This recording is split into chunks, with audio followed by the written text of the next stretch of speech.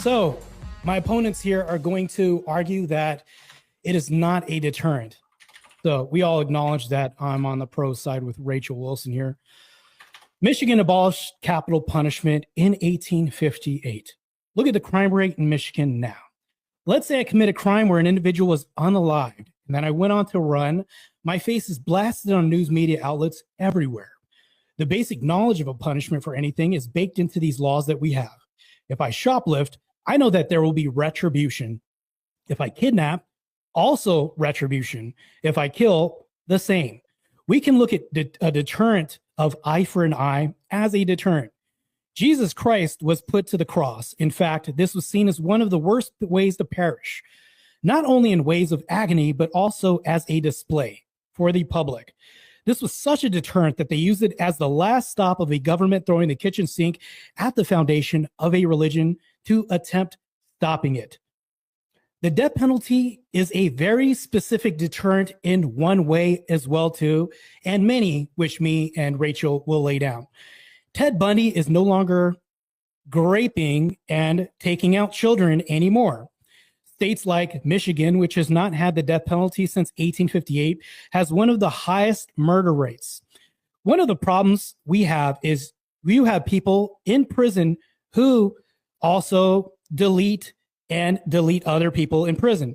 Senator Feinstein, I'll tell you a story, tells a story about her time on parole board, where she had a woman on the stand, not for murder, but for robbery, in fact. She asked, "Why did you use a gun that wasn't loaded?" The defendant said, "Because I know the death penalty is on the list for California, and I didn't want to do that." We have many cases of robbery in which people used items to rob which do not cause death and lead to the death penalty or capital punishment. We've seen this in movies, and examples real life where, studios borrow this idea from. So if I can be guaranteed by my opponents that somebody can be locked up for life with absolutely no possibility of release or parole, but I also need an agreement that life without parole does not constitute a violation of the Eighth Amendment, maybe you can reconcile this for me. Also, can you prove it's not cruel and unusual punishment? Killers in prison, like I was saying before, kill more in prison than they do when released.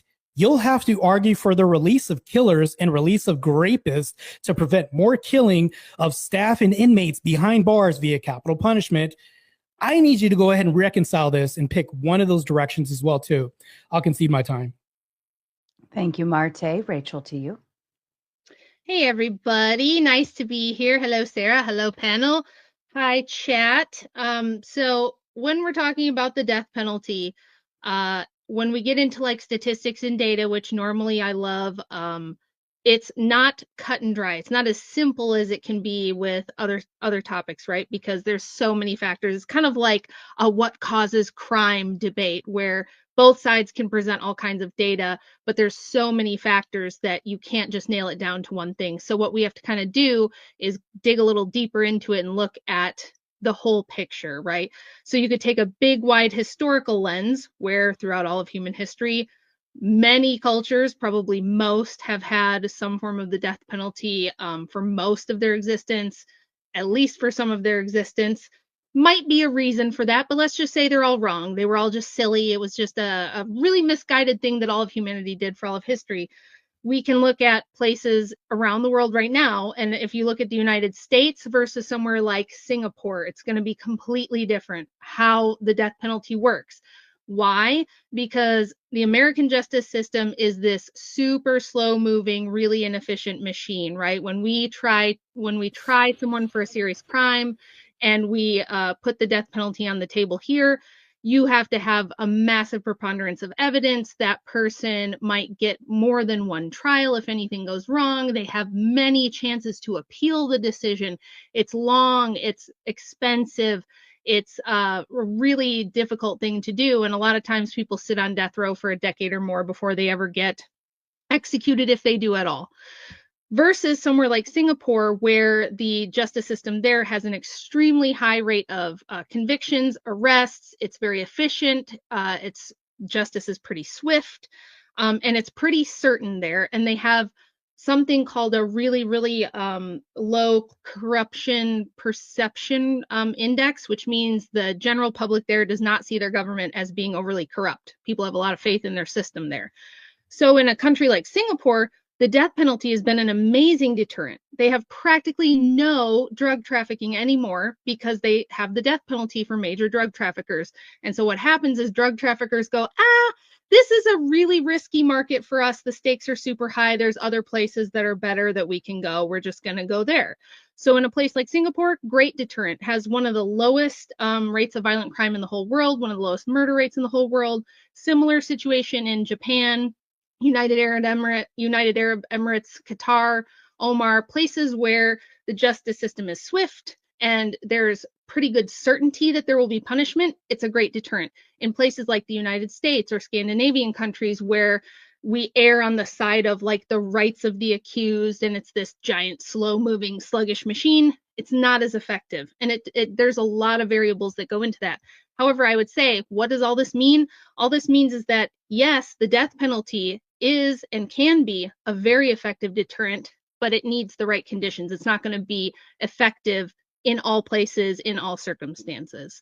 So we'll just have to kind of get into some of the minutia. I'm sure that Soypill and Ryan are going to have a ton of data and stuff to talk about with us too. So that's my opening. Thank you, Rachel. Soypill to you. Yeah, can you hear me again? I'm muted.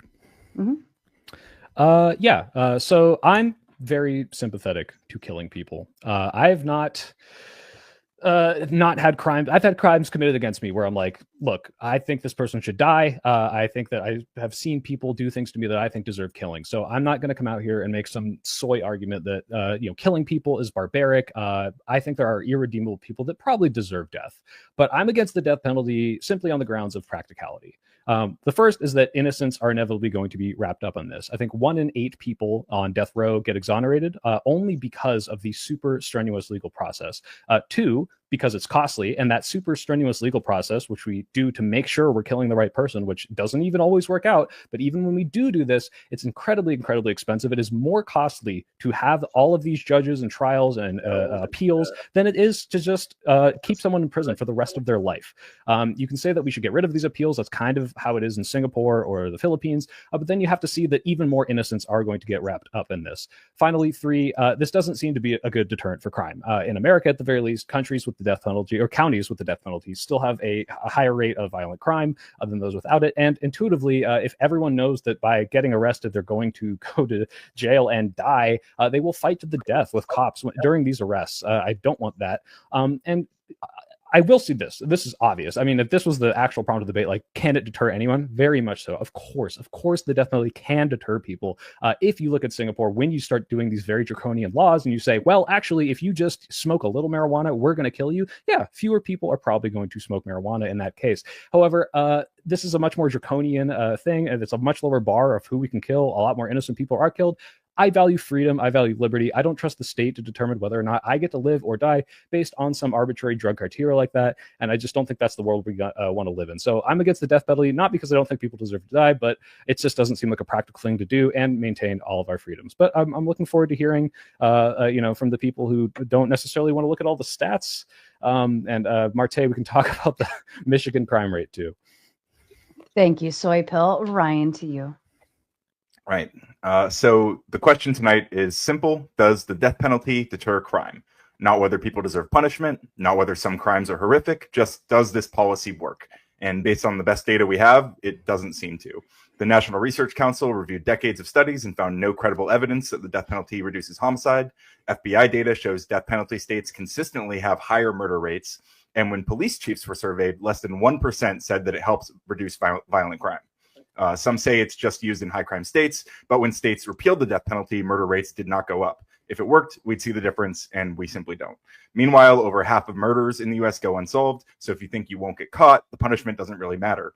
And many of the worst crimes, mass shootings, family killings, are committed in irrational, desperate, even suicidal states. They're not calculating their sentencing outcomes. So what are we doing?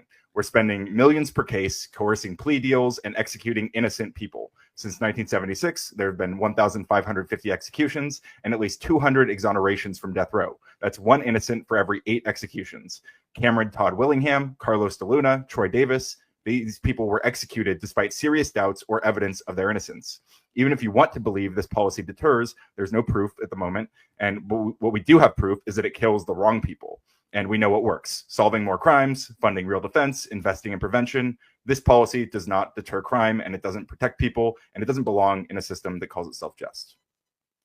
Thank you so much, Ryan. And as a kind reminder to the viewers, audience, and future panelists, we will go through our debate, and then we will read and respond to your super chats and closing statements. And then, of course, as always, we will go into open panel dumpster fire. So get ready to hop on later and voice your opinions as well. Outside of that, I leave the floor open to you.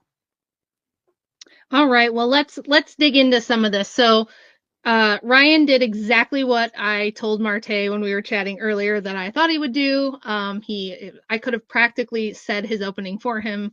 I know you, Ryan. The problem Well, you know that I was is going to research it, right? Well, get I ahead of knew you that. were going to do surface level research on the United States only, and that's why my opening was tailored to kind of respond to what I knew you were going to say, which is like, sure, in the United States, where we have 50 different states that all have different laws and have, you can have a state like Michigan, like Martae was referencing, where terrible high rates of violent crime and homicide, but only in one city, and the entire rest of the state is nothing like that one city, right? So the United States is a pretty complex, huge place. So we have to look at more data. We have to look at longer sets of data. We have to look at extenuating circumstances and the conditions under which the death penalty is being implemented. So why do we see that when we look at the lowest rates of crime around the world, some of the top countries that have the lowest crime, the big ones? Now you can look at like Luxembourg or, these tiny countries that have like 400 people in them. They're going to be the lowest crime rates overall. You'd probably statistically want to take those and throw them out because they're an anomaly. But if you look at like the next two biggest countries that have the lowest rates of murder and violent crime, it would be Singapore and Japan, which both have the death penalty. Then you look at a place like the Philippines, which is highly corrupt, very, very poor, and the death penalty there, not as effective. Why? Because there's so much corruption, because the police there are so corrupt that oftentimes they're the ones dealing the drugs and like helping the murderers and things. So under a system like that, or a system like the United States, yeah, you're probably going to have a hard time proving that the death penalty does much in the way of deterrence. But in a system that's a little swifter, where there's higher trust and there's more integrity in the system itself, people get arrested more quickly, they get convicted at a higher rate.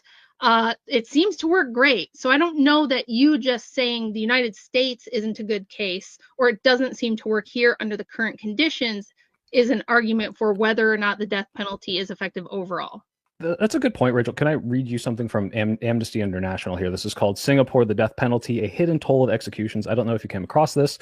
It says, despite the use of the death penalty and high execution rates, drug addiction continues to be a problem, particularly among the poorly educated, impoverished, unemployed, and young people from broken homes. According to the website of the Singapore Central Narcotics Bureau, a total of 3,393 drug abusers were arrested in 2002. The number of new drug abusers increased by 16% compared to figures for 2001. The CNB announced that they had seized X amount of kilograms of heroin, X amount of kilograms of cannabis during 2002, and reported a significant increase in the use of methamphetamine. This is despite the fact that the scope of the death penalty was increased in 1998 to introduce a mandatory death sentence for importing, exporting, or trafficking in more than 250 grams of the drug. So it seems, especially in cases where addiction is a problem, people who already think they're going to die from it, it's not deterring them insofar as, let's be clear. If we wanted to say that every crime was punishable by death, it would be very hard pressed for me or Ryan to admit, like, yeah, of course people are going to maybe hesitate now about stealing a candy bar from 7-Eleven if they think they're going to die as a result of that. But if we look at what actually happens when you practically implement this, especially in the country that you use as an example, this just doesn't seem to be working to the degree that we want. And when it is working, when it's like, hey, we have fewer crime overall, we can look at the crime rate. Well, guess what? We also kill a bunch of innocent people to get that result. And I guess my question to you would be, one, like how many innocent people need to die before you're okay with the crime rate being that low? But two, also, what do you have to say about the fact that the drug rate is just going up regardless, because addiction is a sickness that people get, pulled into. It's not like they don't want to quit, but they do it anyway, knowing that they might die as a result. Well, I'd have a lot to say to all of that. So You saying that drug use is going up doesn't necessarily tell me much. Again, we need more context than that. We need to know, like, are the drug use rates there higher than other places? Are they lower than other places? They might still be really, really low, even though they're going up, right? Right. So, But and I'm conceding, Rachel. Obviously, I think drug use in general, if you said, if you touch a gram of weed, I will kill you, some people would otherwise, who are not going to do it, are going to not do it. So that's why Sarah, I actually do have a kind of an issue with the prompt of, is it a deterrent for crime, period? Yeah, I think if you death penalty every single crime, of course, it's like impossible to argue against because people don't want to die, right? Well, the question is this effective? And this does not seem to be effective. Yeah, I don't love the prompt either, to be fair. And it's not, if I had like my druthers, I would have changed it a little bit. I would have tweaked it a little bit to make it easier for both sides to really get into this. But I mean, no system is going to be perfect. Every system is going to have wrongful convictions. And you could say, well, then, and I used to argue this when I was a young, goofy libertarian. I'd say, well, if one innocent person is being killed, I don't trust the state, blah, blah, blah. However, as I've gotten older and wiser, it's like, okay, there's going to be some people who are going to be wrongfully convicted in any system. And I don't know that, like, locking someone up for the rest of their life in prison is necessarily better. They're both quite terrible. It's a bad situation either way. And I wouldn't be, and I'm not, just to be clear, advocating that we should just be killing people for a gram of weed.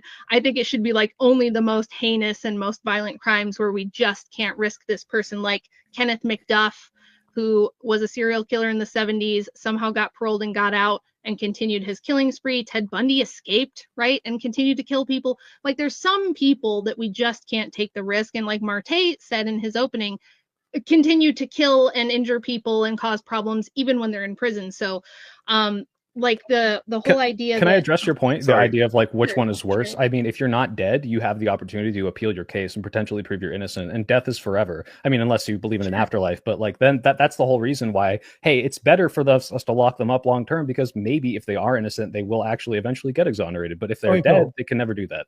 I'm going to ask you a question. So Yeah, this well, before you do, do you mind if I I? respond to one other thing that was said? Ryan Or real a couple, quick, yeah. a couple of quick things. Yeah, go So I know Rachel says, you know, in her younger years, she thought maybe, oh, one innocent death might be, you know, too much, and now she's grown older and wiser. You know, I might be a little sympathetic to that. The idea that only one innocent death might be at times worth. There are casualties in war, right? But we're not talking about one innocent death. We're talking about a rate of about 12%. We're talking about 1 in 8 exonerations. And second of all, to defend the prompt itself, I think even in the case in the, and I'm maybe pushing on Soy a little bit here, but even in the countries where we do see the death penalty being, you know, used swiftly and capital punishment being used for maybe much lower level crimes, it's not necessarily, you still have to demonstrate that it's the death penalty itself and not just a harsh action on crime that's actually deterring crime. Because, you know, if you're telling someone that you're going to kill them for a gram of weed or you're going to lock them in jail for the rest of their life for a gram of weed, I think both of those are likely to deter crime. So Ryan, I got a question for you now. Sorry, I'm finishing. I'm waiting to plan, I promise. Yeah. The burden is, of course, on you guys to demonstrate that it is the death penalty specifically, even in those cases, that is the thing that's deterring crime. I hear you. Let Martae jump So in. I have a question. I need you to go ahead and reconcile this. Soy Pill went ahead and made this statement in his opening statement. So can you prove that an innocent person was ever put to death? I think so, yeah. You can show that there's evidence that comes out post-death where like they would have otherwise exonerated them and they get fried. Yeah. Right. I named some of them. Yeah, Cameron Todd Willingham, Carlos cases. De Luna, Troy Davis. These are all people who were exonerated post. There's some in this amnesty page Okay, well, the drug crimes too, yeah. Well, that leads me to my next point as far as deterrence, right? This is why we're here on this topic. So if we go ahead and take the death penalty out of one of the things that happens inevitably out of capital punishment is death penalty. We can all agree on that. So a lot of people, they'll argue and say, well, the death penalty is used as a deterrent to argue against release. When somebody is going to be put to death, somebody may say he narrowly avoided the death penalty, right? Giving a deterrent to possible release. If we then take the death penalty away, that's just one more roadblock taken away between a proven killer at times and release to the public. If you take away the death penalty, what will you replace this with? Life in prison without parole. Great. So now you're contending with a whole nother can of worms. They're more apt to kill people in prison and staff and everybody else. And then you have release. Right. So, well, You're hold on. still They're having not the power getting to look released. at If they're on trial, if they would otherwise be on death row, almost definitely they would be in life in prison without parole. Now, if you want to talk about the dangerous prisons and the conditions that create and the fact that we like fuck with our inmates and say, hey, here's the yard and we're not going to do all these checks and we don't really care if you kill each other. Yeah, I think this is fucked up. And I don't think that we need the death penalty. Hold on. Well, let me finish. I don't think we need the death penalty to fix the conditions that would otherwise fuck with the people inside, the inmates, the guards and all that. I think there's ways to reform that don't involve just killing people that are killers. But again, this is we're going to keep going back and forth on, well, you have to contend. Well, you have to contend with the fact that it is more costly to kill them. That if you don't want to go through this like process of appeals and have them have their own lawyers, which they're the least likely to have their own lawyers, so the state has to pay for that. It's cost us more money. Like what? How do you contend with that? Like whether. So you're talking about mitigating cost, right? In prison. That's part of it. Yeah.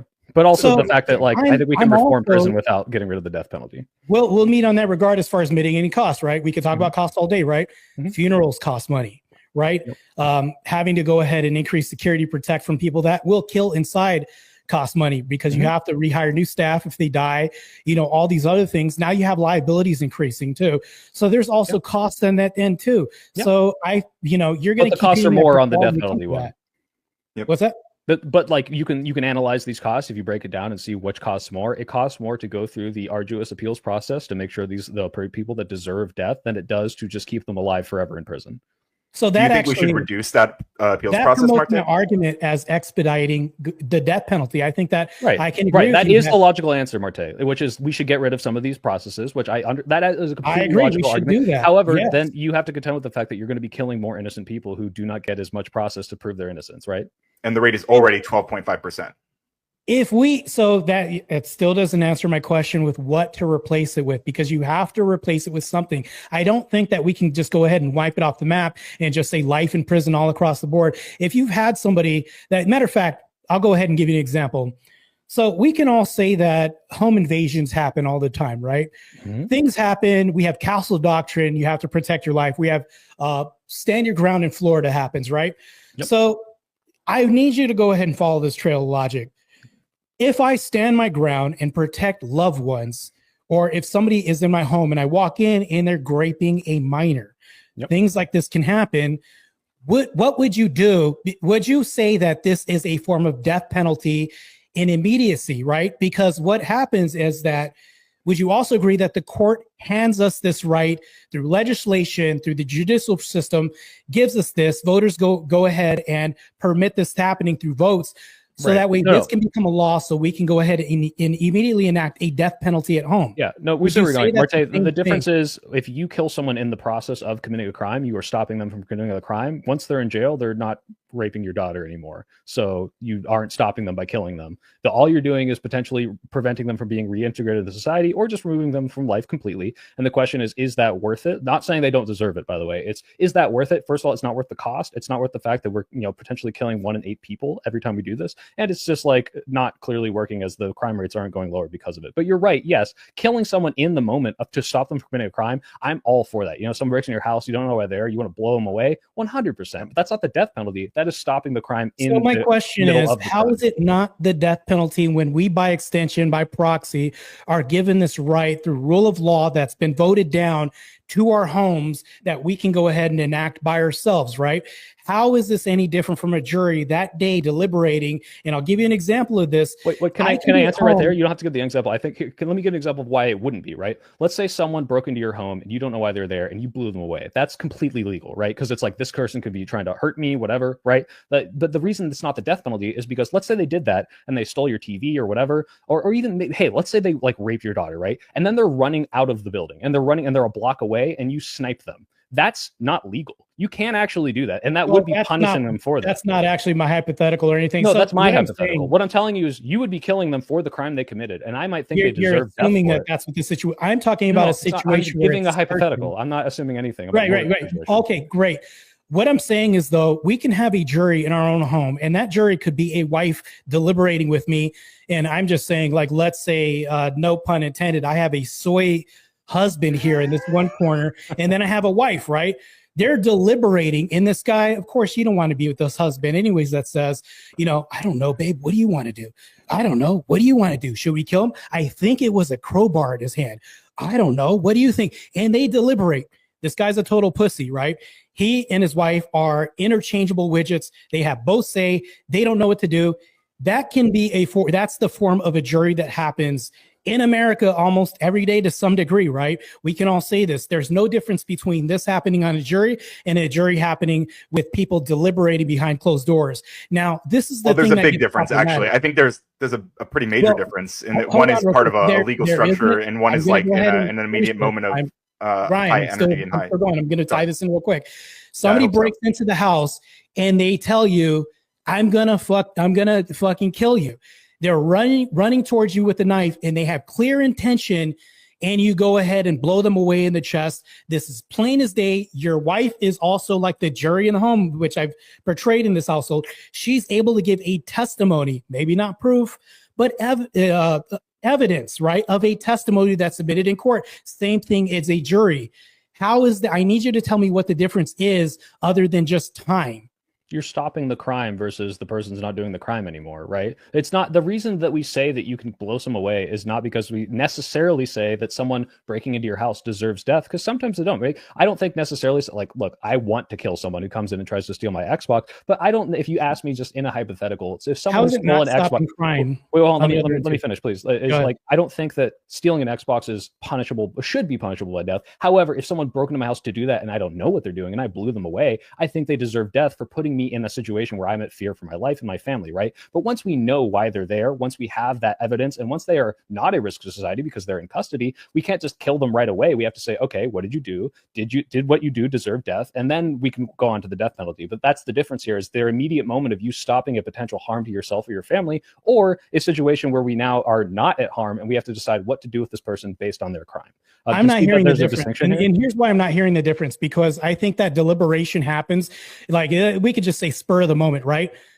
Deliberation happens spur of the moment behind courtrooms anyways. Have you ever seen 12 Angry Men? This film could have been like 2 minutes long if they came to a verdict. So it's like all we're talking about is semantics and time. Well, the point of that movie was that they should deliberate to make sure that that kid was innocent and not just choose something and kill him. Just like a wife coming to me and says, what should we do? Because I think it was a crowbar. No, I don't think it wasn't. Deliberation happens. Let's say this guy takes a while to get in the home.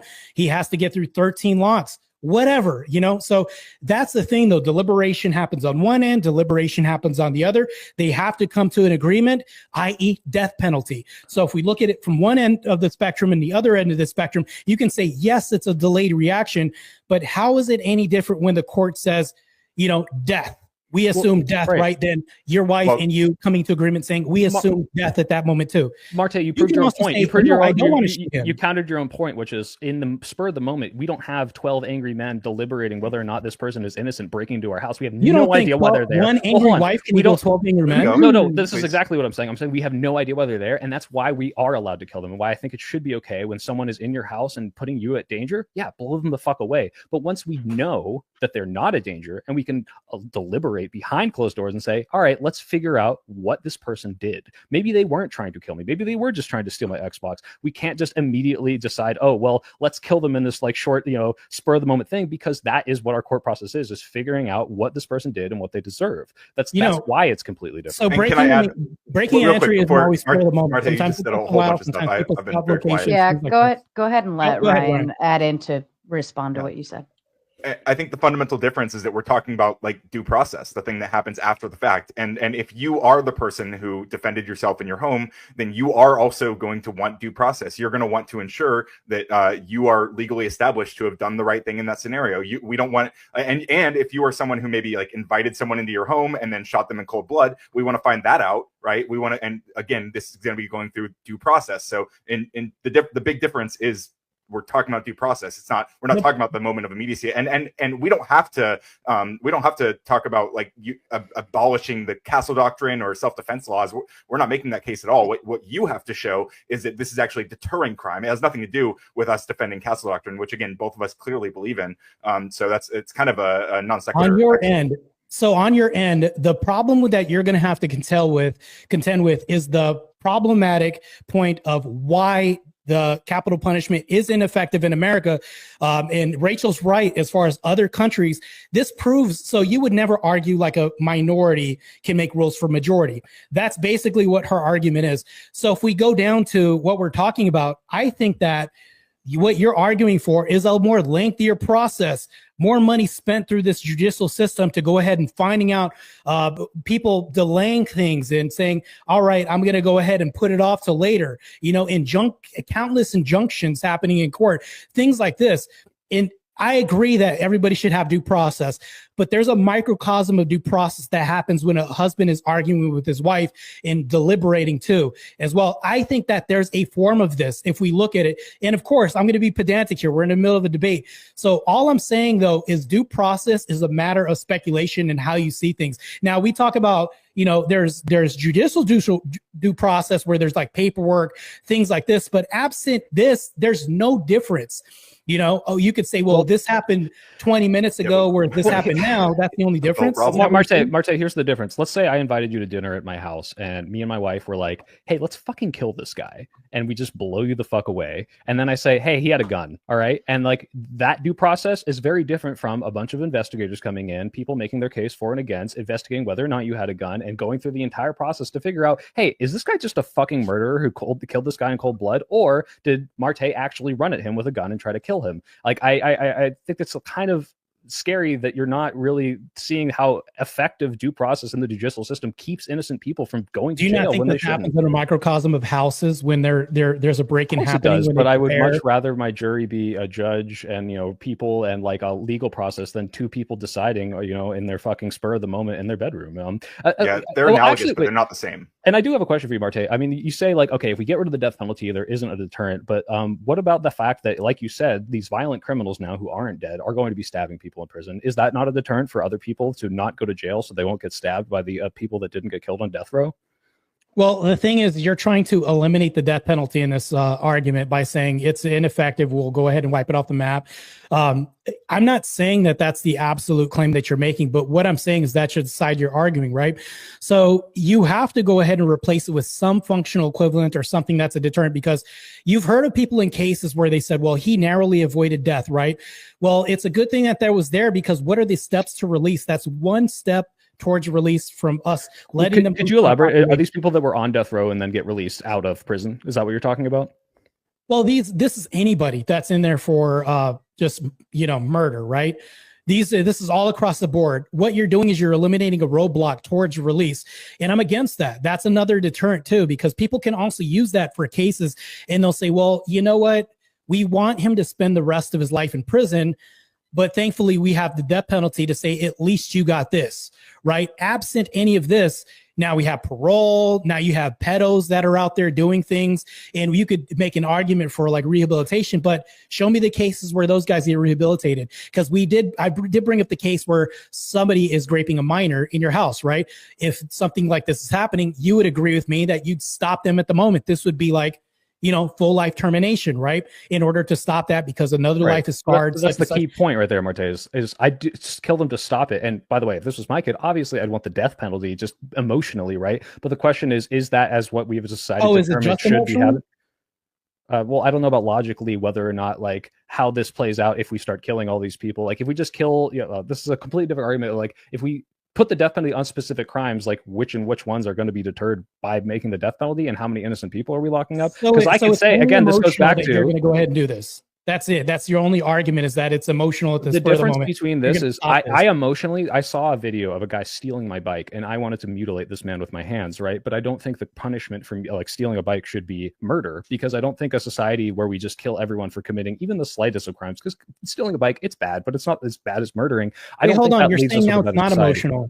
No, I'm saying I'm emotional insofar as you're arguing for it not being emotionally led.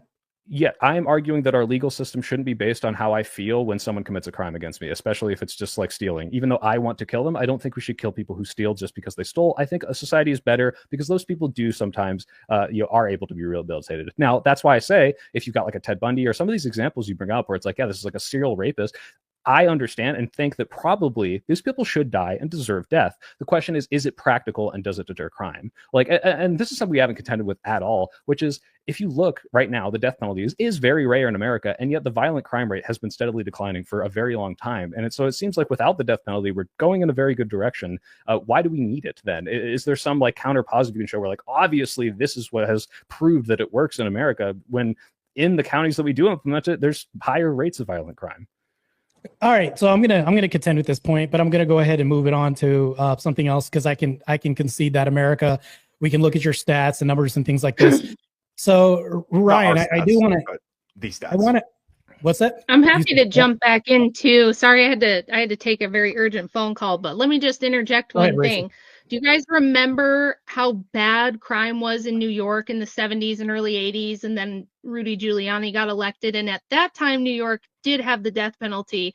And Giuliani was super tough on crime. He basically got rid of the mob and lowered violent crime in New York, like the likes of which we haven't seen in this country in a long time. So we are bound to the prompt, which is, does the death penalty deter crime? And I would say historically, there's lots of cases where you can say yes. Another one would be post Revolution France. There was tons of chaos. I don't mean to interrupt. Let's stay on that one. What years was he mayor? Was it 1994 to 2001? Okay, thank you.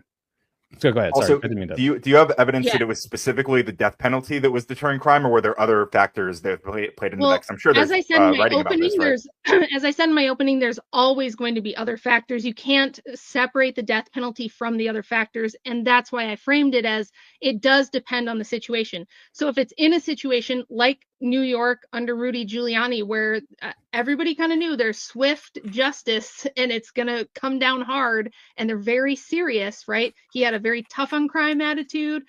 He had a very public campaign that he was going to clean up the streets. He's going to get rid of the mob. He's going to get rid of these violent criminals. And there's a death penalty there, and people see that, yes, you're going to get arrested. You're going to go straight to trial. You're probably going to get convicted.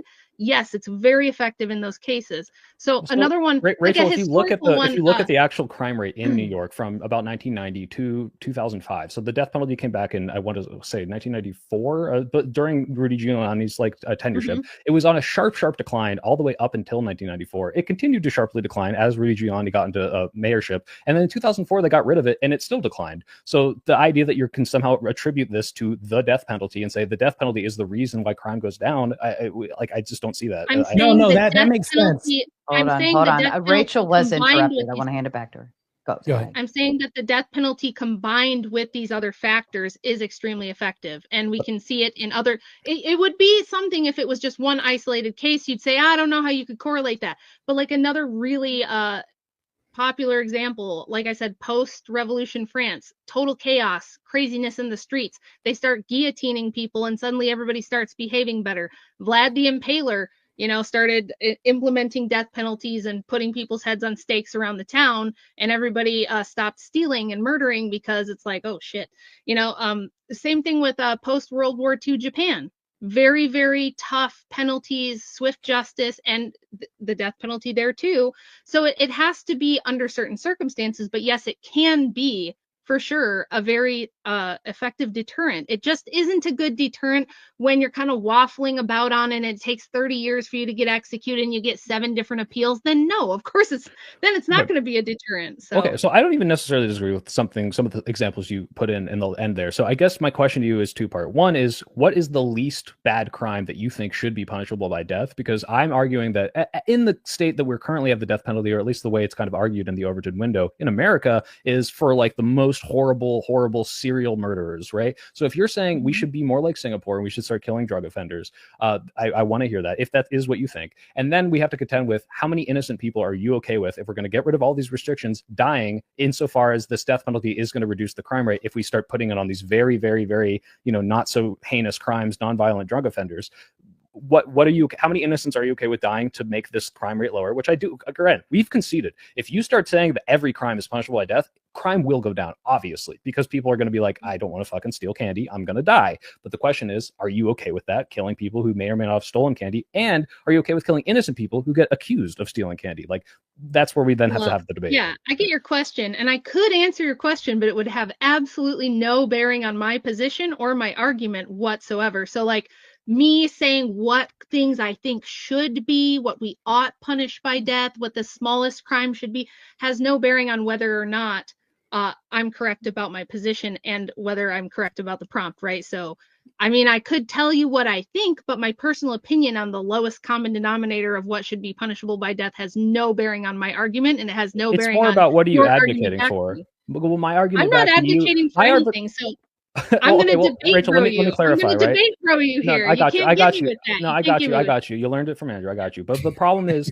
that I'm not pretty contending that smart lady. obviously that the debate is not, hey, if we said that we would kill anyone for any crime, would crime go down? That's like so obvious. It's a bore. That's like not what we want to talk about here. What we're talking about is what do we ought to do, or at the very least, what is actually practical. The reason we are against the death penalty is because the practical ways in which the American society is trying to implement it is too costly. It kills innocent people, or 1 in 8 people are exonerated who would otherwise have died for no reason, and it just doesn't seem to deter crime here. So are you advocating then for the death penalty to deter crime in the way that Singapore does, in the way that the Philippines does? I think you were against that one. Like, what are you actually positively enforcing? Because if your only argument is if we killed everyone for any crime, then crime would go down, the answer is obviously yes, and then we can move on to a more interesting conversation. Well, I didn't make that claim. I didn't say we are conceding that, just to be clear. Like, Yeah, obviously, I made that's no right. I'm claim. not actually. You're not quite conceding. Okay, you don't think conceding crime it. would go down if we killed everyone for every crime? Come on, Ryan. Well, I think that if we, I think it, I'm not. I think it would go down if we also said that like any crime at all will be would be responded enough. to with Life in prison. without True, parole. true. I think We could I think move on they to that would as well. have similar effects, and I think that given the prompt, the obligation would be on Rachel and Martae to make the case that the death penalty specifically would have a higher impact than just life in parole or life without parole. Fair enough. Yeah, I did especially if we're doing the debate Ryan. thing. Okay.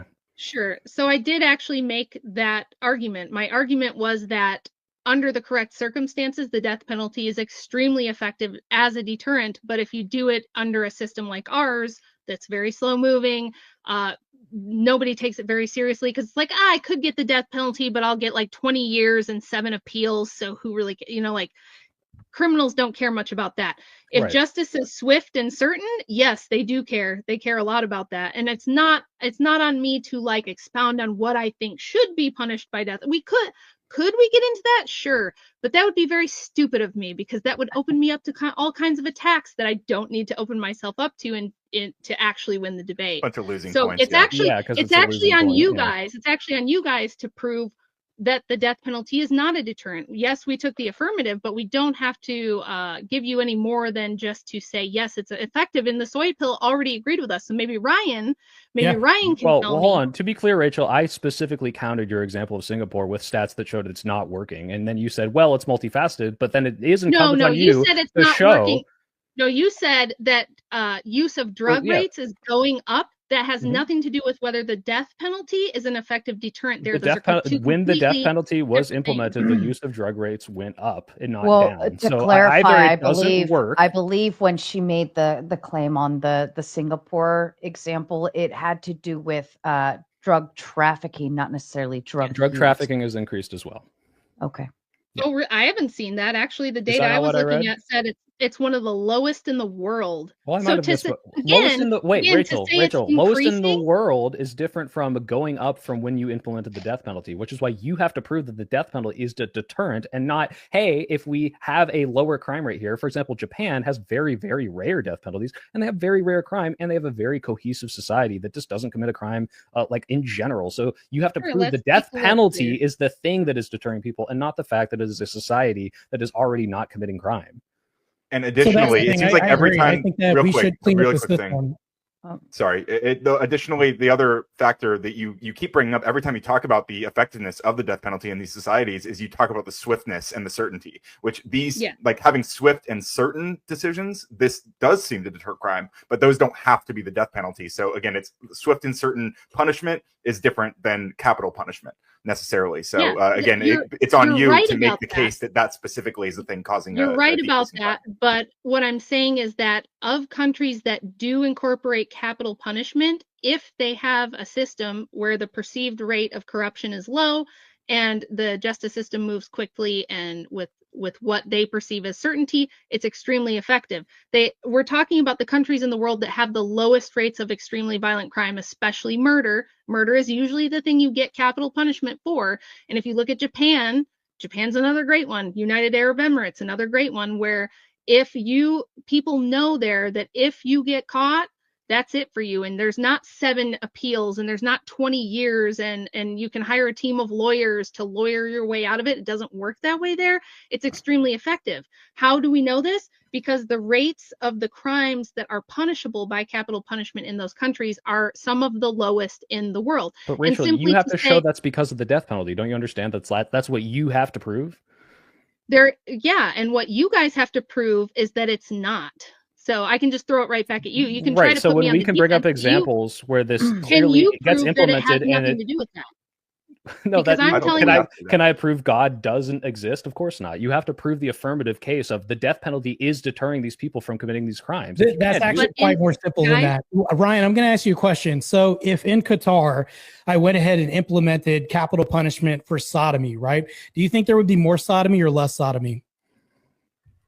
Well, again, I think it's about the swift punishment. So I would say that whether or not you do the death penalty or life in prison for sodomy, I think both of those would have less. Okay, great. I just had to ask that. So if the KKK was running around the South back then, do you think there would be more blacks or less blacks running around at night? There's probably going to be less, but thank you. Got him.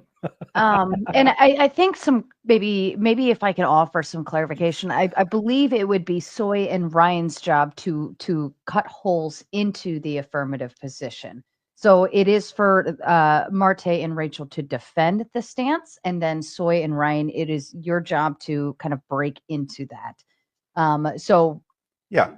Right. So Sarah, that's why I brought up the whole hey, drug rate is increasing in this country. So even when they know for a fact, when I do this drug, if I get caught with this drug, they're gonna fucking kill me. They still do it, and the reason that's not deterring them, even if it was life in prison or you killing them, both of these things are horrible deterrents. They still do it because despite the horrible punishment that will result in it, they still are addicted. They have some sort of sickness, and people who kill people already know they're fucked after if they get caught. It's not a matter of I'm going to die or not. It's, hey, I'm going to have a horrible comeuppance for this. And the question is, all right, so if you are in a country where you are giving people the death penalty for this crime and it's going up, then clearly it's not working as intended as you're saying, hey, this is a deterrent, this is making people stop. It's just not.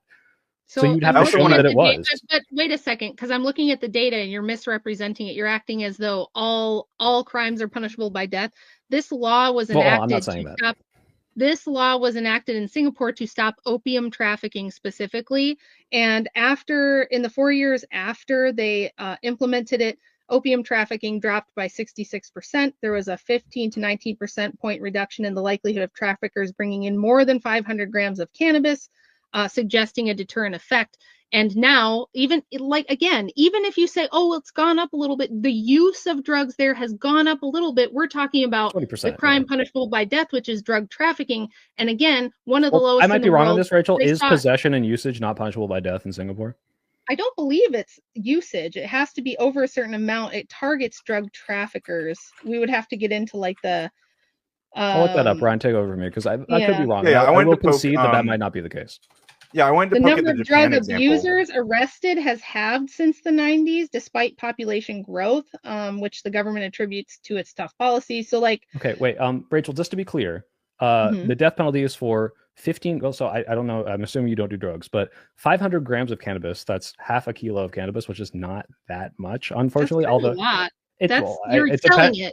If you're selling it or you're hoarding it or you're growing it, right? So this is anyone in this country. Yeah, if you have a gram, it might not just be killing someone who's smoking a doobie, but this is we are killing people for 30 grams of coke. That's not an insane amount of coke. So okay, I will concede though, this is not just you did a line, you're going to die. However, the drug use is going up, and the drugs are coming from somewhere. So I have a study here, and I was going to bring up the Japan thing before we go into that. Because you mentioned Japan as an example of death penalty, but my understanding is that Japan only very rarely use a death penalty. It's only 2 to 3 executions a year, and they're done in secret, sometimes years or decades after sentencing. And there's actually no evidence tying Japan's crime decline to executions either. Well, that's again another situation where in Japan there's another thing is like the social tolerance for this and the stigma. And part of the reason I think the death penalty is so effective in these types of societies is because it puts a massive stigma on this kind of crime. It's like very not tolerated. They don't do what we do here, which is like, oh, he was raised in poor socioeconomic conditions, so he couldn't help it. He just had to kill people. Blah, blah, blah, blah. We just need to rehab them, because rehab rates of violent offenders is extremely low. We've been trying to rehab violent offenders forever in this country. It's been a miserable failure. Everybody knows that. And countries like Japan or Qatar or Oman or the UAE don't fuck around with that shit, right? So socially, there's a massive intolerance, and they're fine with the government prosecuting it. So you probably don't have to kill a lot of people. This is one of the beautiful things about it. If it's a good enough deterrent, you probably don't have to use it that often. So you think there's, I mean, would they not be using capital punishment probably for most violent criminals? If there's only 2 to 3, I assume there's more than 2 to 3 violent murders in Japan per year. But if there's Japan only 2 to 3, there must be a very high bar. The second lowest murder rate of any large populous country in the world. It's extremely stigmatized to do that. Right? Yeah, so I'm saying they probably don't need to. Wait, I agree with you, Rachel. It is, isn't it more of the social stigma though than the, like, do you think the death penalty necessarily is informing the social stigma to that degree, or can you show that that's the case? Because when I was in Japan, the social stigma of cohesion of like, hey, everyone clean up after yourself. Hey, don't do crime. Hey, don't walk around with your shirt off. Hey, don't eat while you're walking. Like, this is a very widespread cultural thing, and none of those crimes are punishable by death. And I would assume that, I mean, I can't prove this, but it's pretty obviously logically follows that also infringing on the rights of your fellow man by killing them is pretty frowned upon, not because you know you're going to die, but because they're just a very cohesive society that wants to treat each other like, you know, part of a collective. You'd have to show that this death penalty is the reason why so few people are committing these crimes, which I just don't see this borne out in the data at all. Well, this is why in my opening statement, I'm just going to keep repeating this on a loop, I guess. It's all a holistic thing, right? A society that takes crime seriously has the death penalty because they're saying, look, this is how serious we are. You do this kind of stuff, off with your head. We're going to hang you from the rafters. That's it for you. It's the chair. It's the gas like chair. Ryan said, they kill like 2 people a year, right? And they still have a lot. They and probably have more violent murders than they do death penalties, right? It's probably the best proof that it's an effective deterrent to have a society where we do institute the death penalty, but we don't have to use it very often because all of you motherfuckers know that you need to stay in line and that this type of behavior is not tolerated. Whereas if you look at more tolerant societies like the United States and Northern Europe, places where the emphasis is on rights rather than duties, and everybody can kind of get away with murder, and you can do all kinds of stuff, and you're going to get multiple appeals, and you're going to get 20 years sitting on death row and getting, you know, your rights are going to be protected. The downside to that, you can say, well, it's because rights, you know, rights.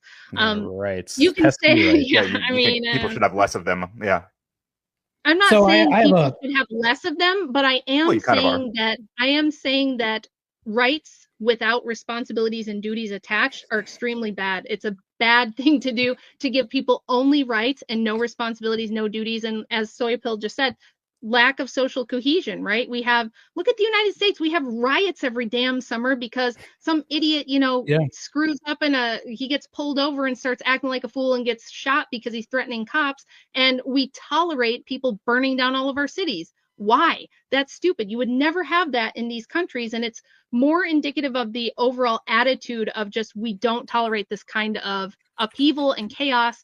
And so I think that's why I'm making the argument that it's a holistic thing. It's part and parcel. If you have the death penalty as part of a high trust society that doesn't tolerate nonsense and where justice is swift and certain, it's going to be a very effective deterrent. Now, Ryan, do you have anything to counter that claim? Ryan, think about it for 10 seconds. I just want to point it out that we do have riots in Singapore. There was the 2013 Little India riot. This absolutely happens in these countries with these very strict and social cohesion things. And it's not just because we have rights with no responsibilities. It's because sometimes people get very upset with the state of things. And like, this is just going to happen in lots of societies. Well, it's kind of can you give me the context of that riot? Can you tell me what that Sure. was about? It's not like I Yeah, didn't I'd like just to hear. look it up. I totally understood this before.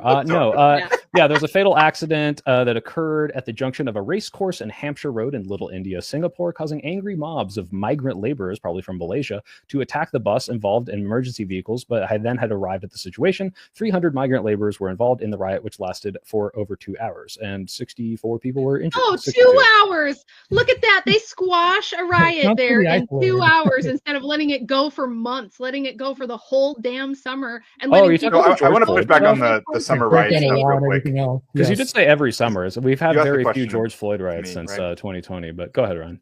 I think Yeah, I we just wanted to have 'em mention, like, in- this is a in common parts of the tactic country that the every right summer. uses to talk about BLM quote unquote riots. What they're actually talking about is the largest civil rights protest in American history that led to a massive police reforms. And they want to downplay it because they don't want you to protest. They don't want you to go out and protest, police violence, because they know it's effective Ryan, and they are want you to really deter going to people from sit doing here and that. try to defend But besides the Black point, Lives besides Matter? Oh, sorry, this is besides you crazy. can go in a minute. Wild But besides that, I wanted to bring up, countries like Norway, who abolished the death penalty in 1979, and they have an extremely low homicide rate. Iceland abolished it over almost 100 years ago in 1928, and they have an even lower. It's one of the safest countries in the Oh, world. wait. Okay, Denmark. let's stop there because Sure. you're shotgunning a bunch of shit. Iceland, social cohesion, yes. Massive amounts of social cohesion. First of all, a small population, Agreed. ethnically homogenous. Isn't this an argument in our favor, though, Rachel? It's that No, it's if you have the interesting. social cohesion and no death penalty, it seems to be the very low rate of crime. If anything, this That shows seems to be the Well, it's not a because deterrent; what- it's the social let's cohesion. go- The comprehensive Wait a social minute. cohesion. Wait a minute. Yeah, Let's go back holistic. to my opening. Iceland has a very small population of ethnically homogenous. It's very interesting. You guys could use this in your defense if you wanted to, but I'll crush it for you here. Even though they're mostly secular, they're not a very religious society whatsoever, and they have a lot of egalitarianism. It's very isolated. There's not a bunch of migrants coming in. There's not a bunch of multiculturalism. There's not a bunch of leftism. And again, the emphasis is on duty and social cohesion. Yeah, you probably don't need a death penalty there.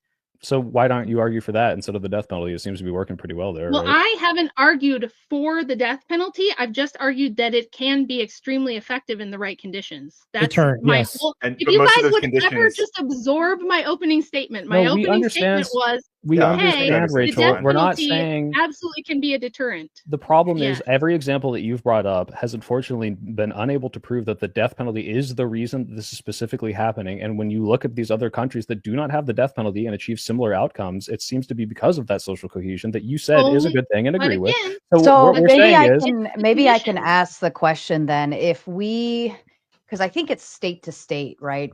Currently in America, it depends on the Mhm. state, but if we like maybe enforced federally and like overrid everything and said, you know what, for this crime and on, we're going to enforce the death penalty. If you do X, Y, or Z, death penalty, no ifs, ands, or buts about it. If we did that, do you think that would deter future crimes from happening going forward? yes, only if we made it so that you don't get 7 appeals, you don't get 2 mistrials, you don't get all these mistrials, you don't get 20 years to sit there, you don't have this slow moving thing where you're going to sit in jail for 3 25-year years before you process, even go to right. trial. If it Yeah. was the situation where we said, okay, these are heinous crimes, you're going to get trial within 6 months. And you're not going to get an appeal unless there's an extreme circumstance, like other countries do. Yes, I definitely think that would work. Can these guys prove that it is not the threat of the death penalty? Can you prove it's not that? So before we try to do that, do you acknowledge that, like, under what you just prescribed, there would be an increase in innocent people being killed, and it's already about like almost 13%. Do you acknowledge that it would go up under what you just described? It may go up. I don't know that you could say it absolutely would go up. It may go up. I think Well, it's wait, fair. Rachel, come on. Like, Well, if we it's can argue already that with this is a the deterrent, process too. that you're bemoaning, which is like this 25 ridiculous process with all these appeals. Don't get me wrong. I think that's ridiculous too. But if we have the death penalty, unfortunately, we have to make absolutely sure that we are killing these people on like good grounds. If we get rid of that, and right now it's 1 in 8 people are exonerated, you can't imagine that at least a few more people would not get exonerated if we don't have the process to check whether or not they're being innocent. Well, look, It's already I 1 in 8. don't like I don't like the U.S. justice system at all. I think there's a ton of problems with it. Well, I hold on. think That's a pivot, though. Rachel, do you think no, that it's not more a people pivot would because die you're innocently? what the prompt is whether or not the death penalty is Right. an You keep effective retreating to deterrent, and you this keep saying, but it could be bad because innocent people could be killed. right, because That is Rachel, if completely all we're gonna do aside here from. is just say, look, if you Hey, do it keeps anything, interrupting me. fucking sorry, I can't Rachel, answer your question well, if you're because we're gonna gonna go in interrupt. circles. Yeah, I'm sorry. I just want to cut to the chase here. Look, like we said, I'm gonna keep saying, and look, you could have the deterrent be life in prison, or you could have it be death. I think Ryan's argument is that one of those is not very marginally different from the other. But all I'm saying is, if you said every crime was punishable by death, of course people are going to commit less crimes if they think that stealing a candy bar will get them killed. However, So it's an if effective that's deterrent.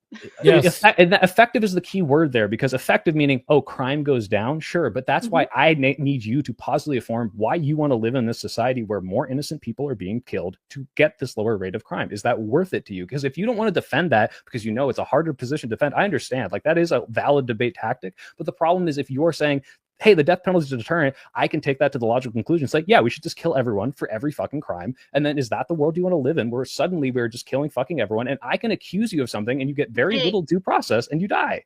Well, if you're talking about this, already. we could talk about less people being killed as well too, because those people are not killing.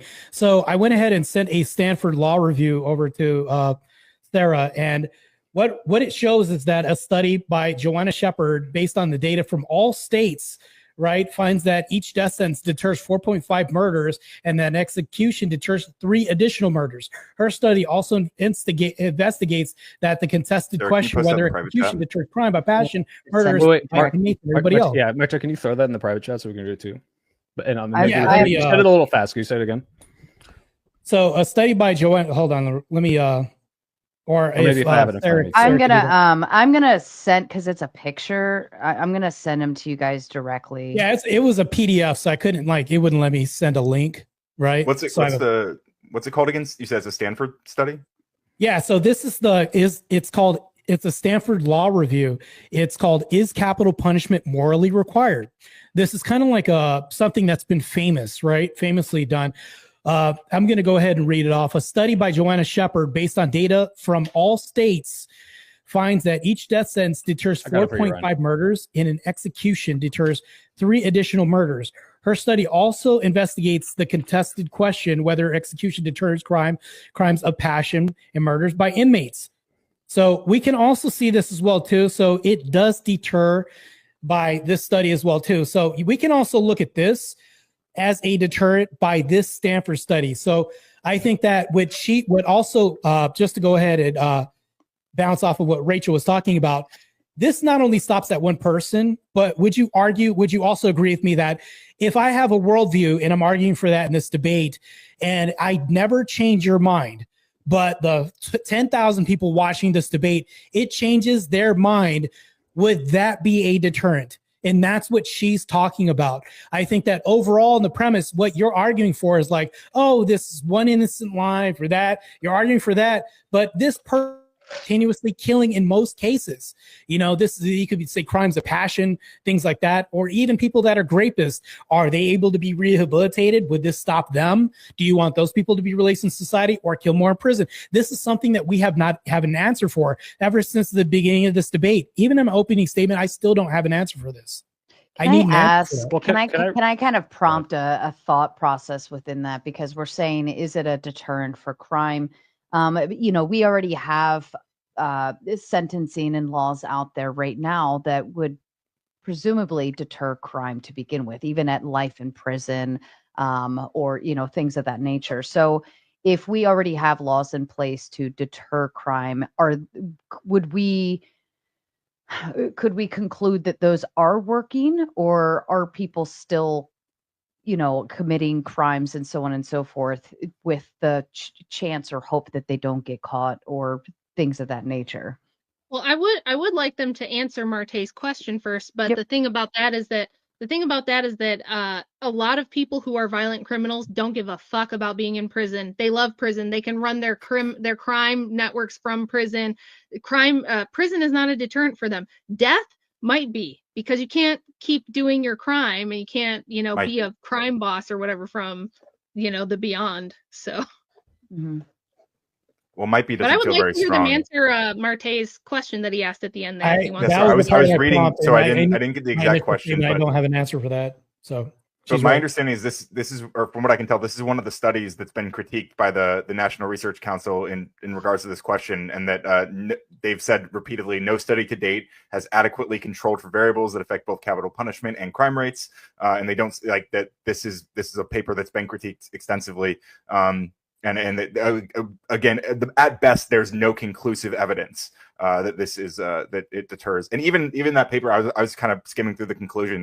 It suggests there may be deterrent, and it should be like further investigated. But that's certainly not a causal link. That's kind of a let's do more research, which I'm not opposed to, as death penalty still exists. Ryan, so you don't have any reputations, what you just said. Well, hold on. First of all, he did say this is a very questioned as to whether or not the methods of these studies is actually like effectively showing what they're claiming to show. But regardless, like let me cede you this point. If this study showed, like without a doubt, like this was each capital punishment resulted in 3 innocent lives saved, I think obviously that's a good thing. Like, how the fuck do you argue against that? The problem is if it can also show me, because this is, we can talk about, like we said, obviously if you make the harshest punishment for any crime death, it's probably going to reduce at least to some degree. In the same way, when you make abortion illegal, some leftists might argue, oh, like, you know, people will still get back alley abortions, which is true, but abortion rates do go down. It's going to deter it at least a little bit. By the way, they're not punishing abortion by death there. It's just, hey, we made it a crime. Like, deterrent is the punishment, right? Now the severity, we can argue, is the severity of death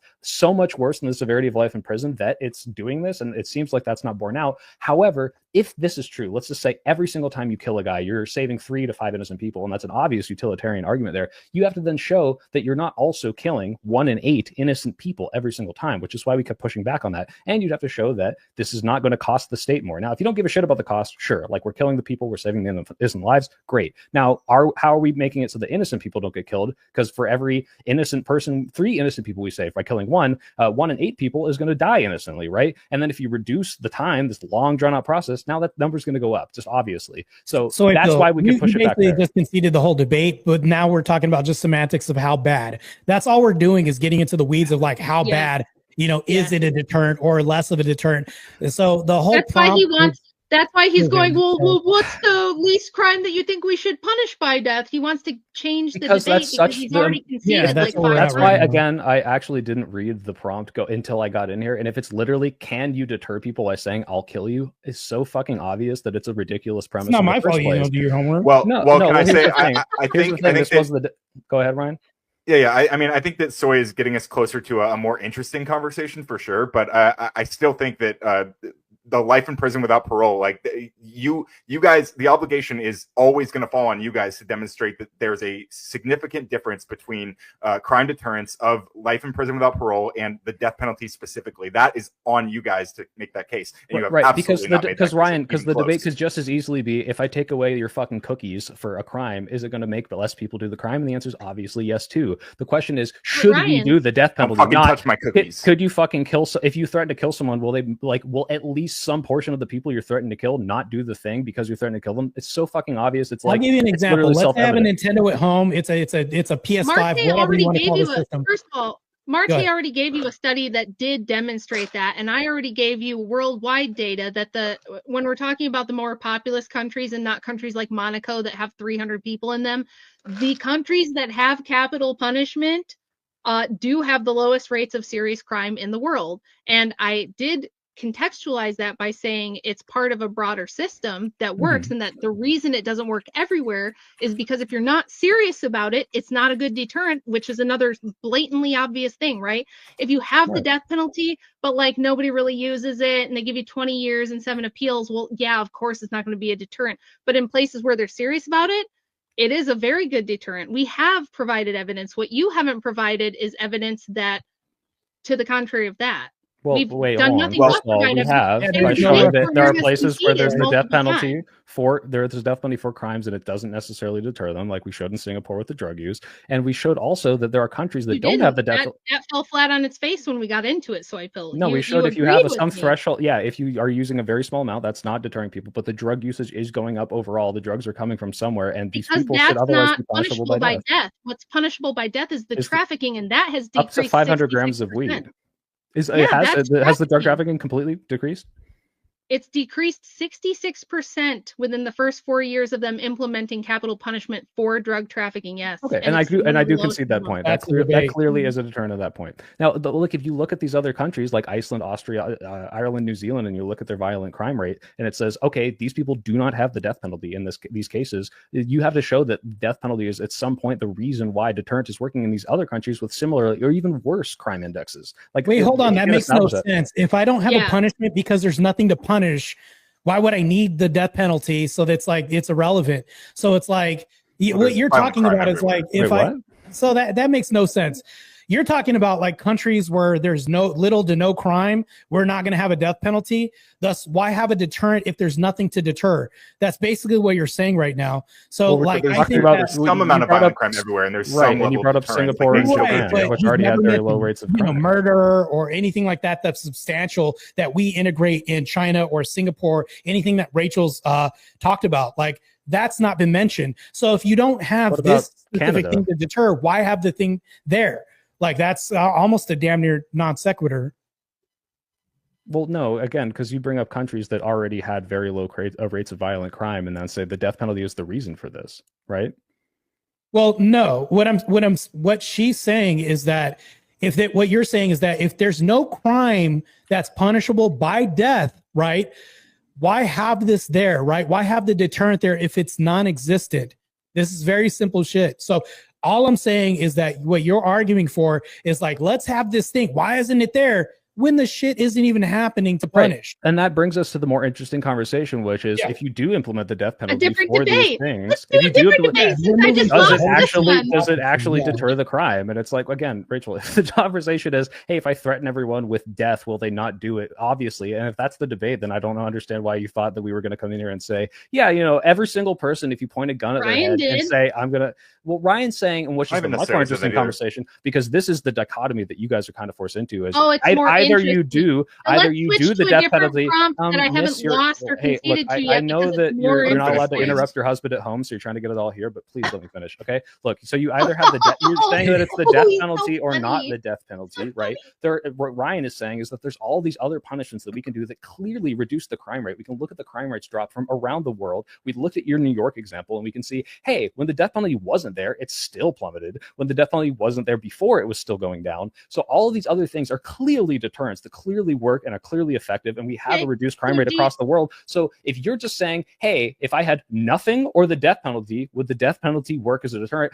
Obviously, that's such a boring fucking conversation. We're saying, is it worth Well, you implementing agreed the to it. fucking death Okay, penalty? you little prattle machine. Do you want to just concede this debate then and switch to a different debate? Rachel, I will say this so clearly, and you can clip this. If you're saying, do you want to concede that if you had said, hey, there is no punishment for this crime or we'll kill you, that obviously just saying we'll kill you will make them That's a do it false less? dichotomy. Fucking That's a obvious. I would false concede that one dichotomy. too.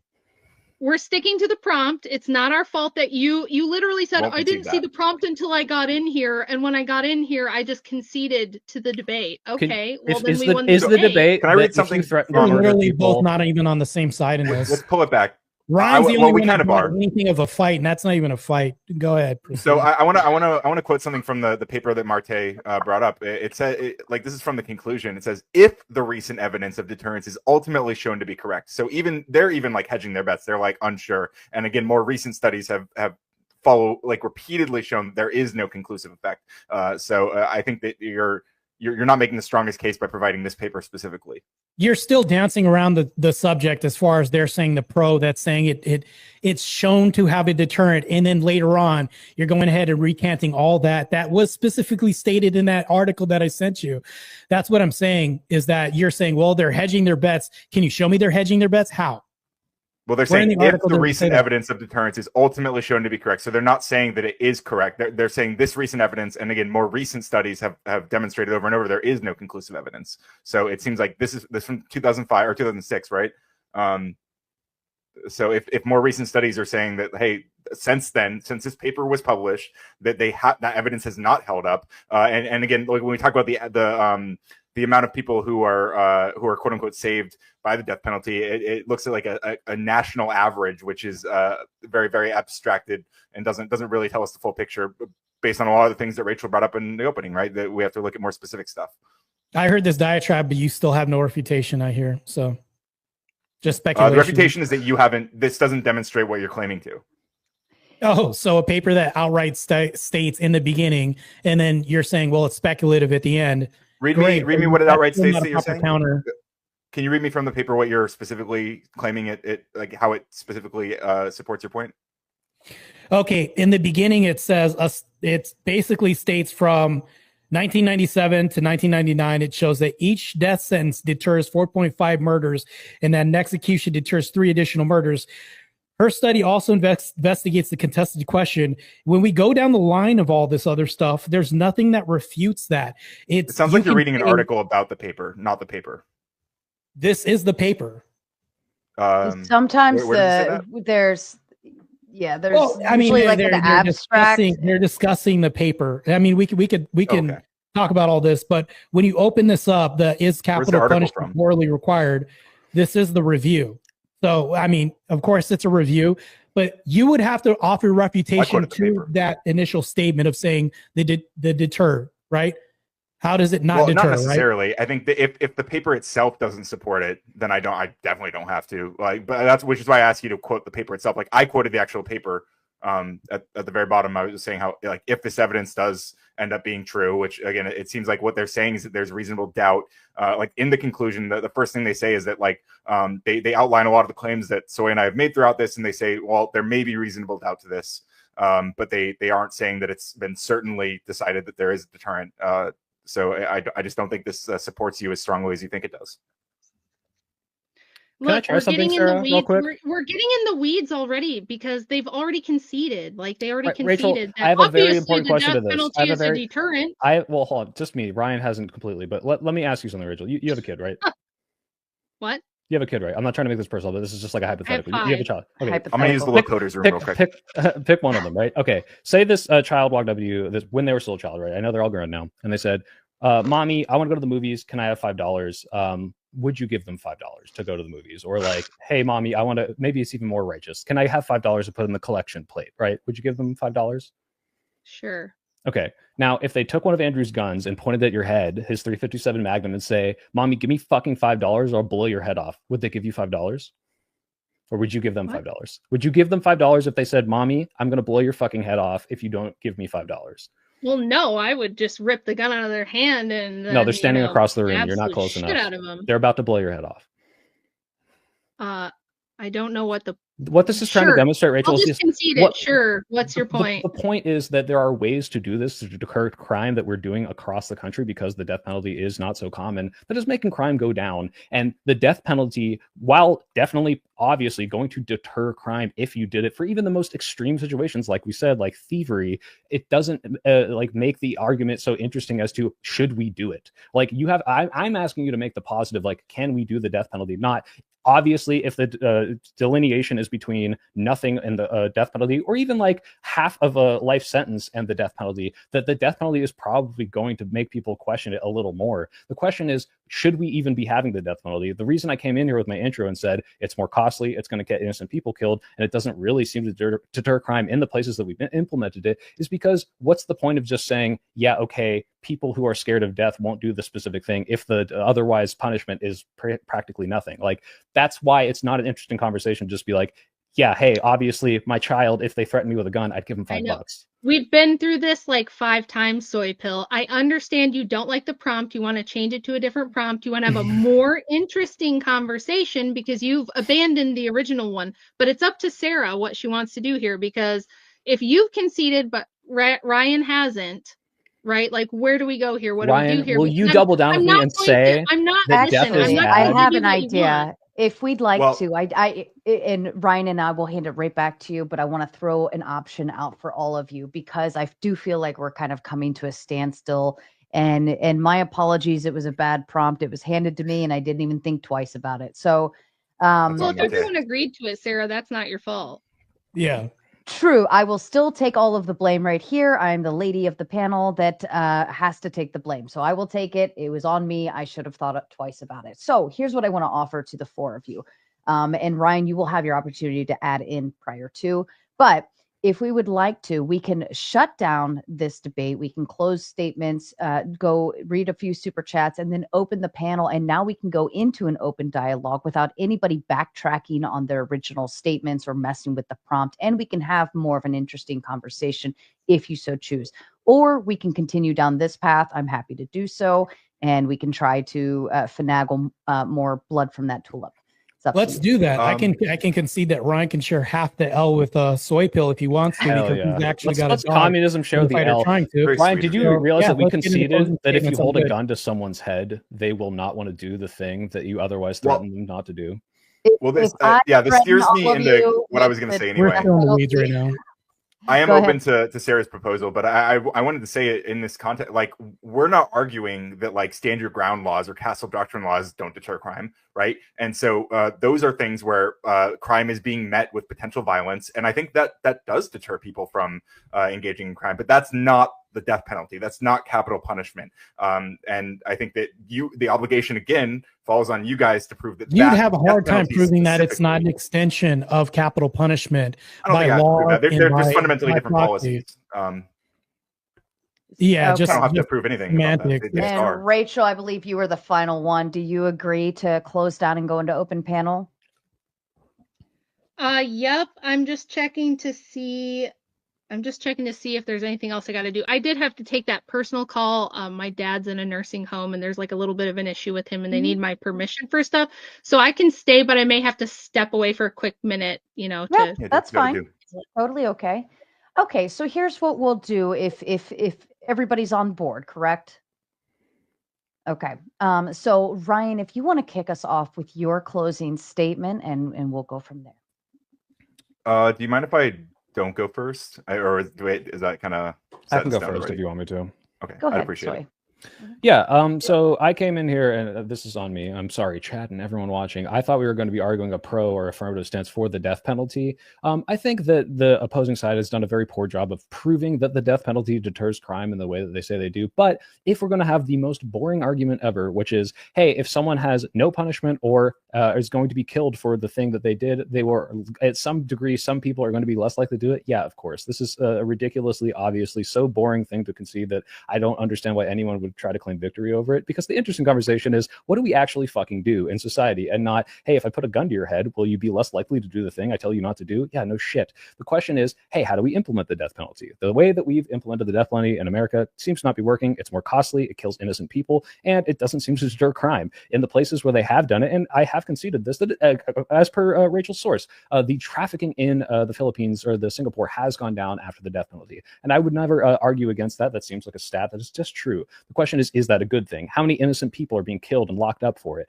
I don't think that's good. I think that we should do everything in our power to make sure that innocent people don't go to jail. And while I think that maybe one innocent person going to jail for 500,000 criminals is, actually maybe an okay trade-off, 1 in 8 is fucking insane, and which is obviously more in Singapore is way worse. So no, I don't think we should do the death penalty, not because I don't think anyone deserves death. There's plenty of people I want to fucking murder, and I just think that it's just not effective. So that's my argument. That's what I came here to argue. But yeah, we can have the boring conversation too.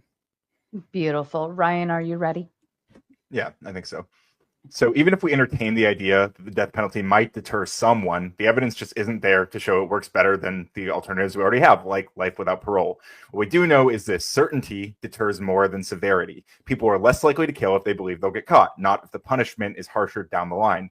And in the real world, the death penalty doesn't just fail to deter, it drains resources, delays justice, and executes the innocent. We've named them tonight. Cameron Todd Willingham, Carlos de Luna, Troy Davis. These are people who should still be alive. And let's be honest, if the other side wants to make the system more effective, what that really means is making it faster, harsher, and less careful. And they've said this, or at least Rachel has said this very clearly, that she would prefer that, which only guarantees that more innocent people will be killed, which seems to be a sacrifice she's willing to make.